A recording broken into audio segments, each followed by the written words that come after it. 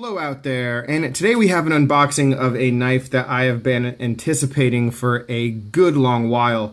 And I don't do very many unboxings on the channel. I have done a couple lately, but what always ends up happening is I will open the box and have the knife in my hand and just not say anything, and there'll be dead air. But I have handled this model before, so I think I will be able to give a little bit of information on it as well. So let's just get into it. And this knife, the Case and Southern Grind CG01, is what I'm using to unbox it. And that might tell you a little bit about what is actually in here.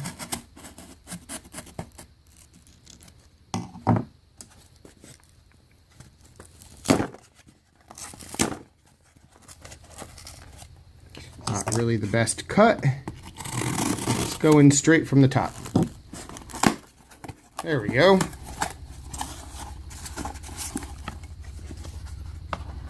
And there we have it. So this is a new case knife. This is the Shark Tooth Flipper. So pretty stoked about this because it sort of comes in a similar fashion and look and design to that CG01. Naturally, now has to be the time when a helicopter is flying overhead.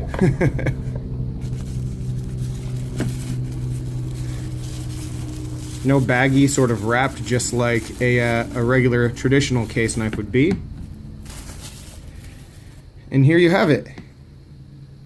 So there are 3 different variations that I know of this knife. All of them are in aluminum. This is the gray aluminum, and I'll leave the box out here for a second. This is the gray aluminum. There is a really nice vibrant blue color, and then there's also an all black. And so this is an aluminum scale with a G10 inlay. And honestly, guys, I really wanted to get my hands on the blue one, but I haven't seen it anywhere. Haven't seen it for sale anywhere. I did see it at a show, the Gator Cutlery show, a few weeks ago, and that's where I handled this knife and realized I had to have it.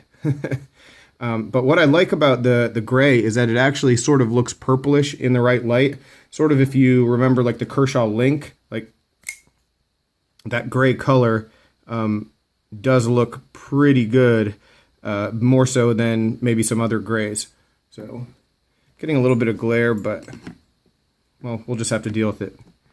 But yeah, this is a knife sort of in the same vein as this CG01, you know, aluminum flipper, S35VN. But what I really like about it is the traditional design of the Shark Tooth, just brought into a modern package. And yeah, I was super pumped to get this knife. I heard about it months ago, and I thought it was coming out months ago. There were like videos on YouTube about this, and then they all just sort of disappeared. And yeah, now just recently, I've seen it again. And there you go, Shark Tooth S35VN. Again, my apologies for the glare here, but I'll give you a close-up of it. And yeah, let's just take a look at it. Do some size comparisons while we have it out. And I'll give you just a brief overview of some of the things, the high points that are very interesting about it for me. So yeah, obviously the first size comparison that we're going to do, let's line up the edges with that CG01, which was my knife of the year for 2018. So definitely a big expectations for this one here. But yeah, it is almost the exact same length overall. A little bit longer with the butt of the CG01, but if you look at the cutting edge, we're right at 3.5 inches, which is very nice. So let's get the box out of the way. Let's get this out of the way. Other size comparisons, let's bring in the Paramilitary 2 as always. There's that. PM2 is also just a little bit longer. Here is the Kershaw Dividend.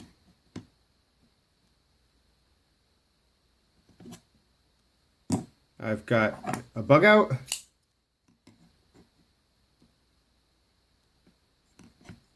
And then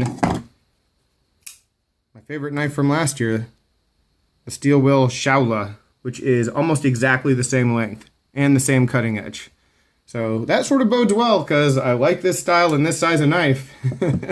So the shark tooth really had high hopes for it the first time that I saw it. And when I got it in hand at that show, it was just amazing. It really blew me away, just the way that it felt in hand, and just the lines of it and the curvature of the frame and the scales. 3.52 ounces. So bringing back the Shaola a little bit, slightly heavier with that G10, and 4.02 for the case and Southern Grind. What's interesting about this knife is that, you know, what I thought, at least when the Case and Southern Grind knife came out, was that, well, Case Cutlery, they're doing these traditional styles, they're doing slip joints, they have some locking knives, but they're not doing anything quite so modern. So I had the thought that, well, and I know a lot of people did, that, you know, they designed this knife, but they couldn't really produce it. They couldn't manufacture it. They didn't have the people or the tools or the equipment to do that, and that's why they brought in Southern Grind and had that collaboration. This does not have any kind of collaboration, at least listed. You know, this says on the back, you know, made in the USA.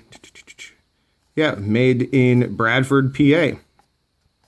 So that is what it's saying, and so that says that Case actually made this knife themselves. And yeah, it is a design that they've used before, but it is a very different execution of that design.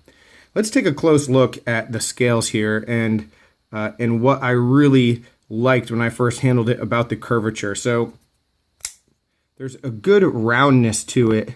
I know you have like that edge, but there's like a curvature here where it just feels like full in the hand, even though it isn't that tall or really that wide, at least the distance between the scales, but you do have that little bulge, that swell. And yeah, it's super comfy. The jimping, you can see some of it is recessed, but there's enough of it that it doesn't really matter if it's recessed because you get a good enough of a purchase.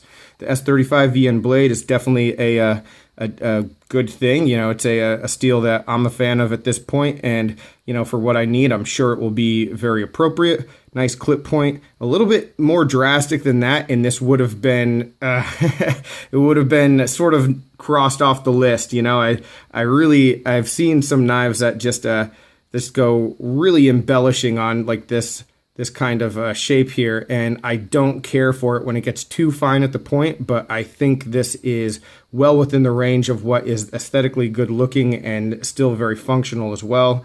The inlays, when we take a look at them, the G10 on them is pretty nice, and it's nice and flush, looks good. And then the clip is reversible, and you do have this big lanyard hole, but it's still deep carry. So look at that. We have a liner lock mechanism. The lockup is, well, let's test the lockup. Lockup is wonderful, so that is awesome. And if we look inside, we have that full liner, and I'm trying to look over the camera just to make sure, but I don't think that there is a liner. No, there's no liner on the other side. So we just have this one liner, probably part of the reason why the weight is so good. The flipping action is really nice. Excuse me, guys. It's on bearings, so it is pretty snappy. It does feel like it could be broken in or maybe adjusted. I don't know how much room in the pivot there is to loosen it before you get play, but it feels like there's just a little bit of friction that maybe some lubrication or just time will help take care of. Ergonomically, let's get back to that. So, you know, I have smaller to medium hands, plenty of space. So that's awesome.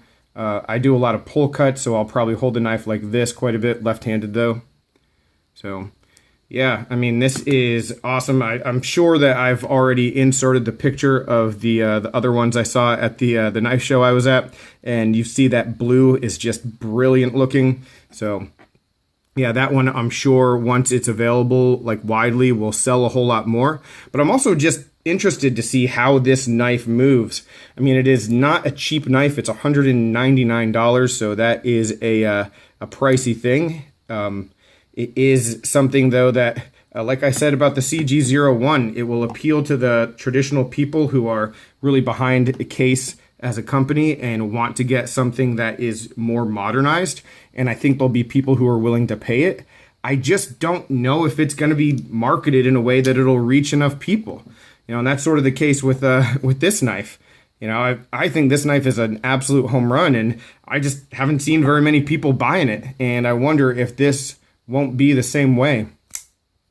That said, I'm sure there is debate to be had. For $199, you could get this, you could get that.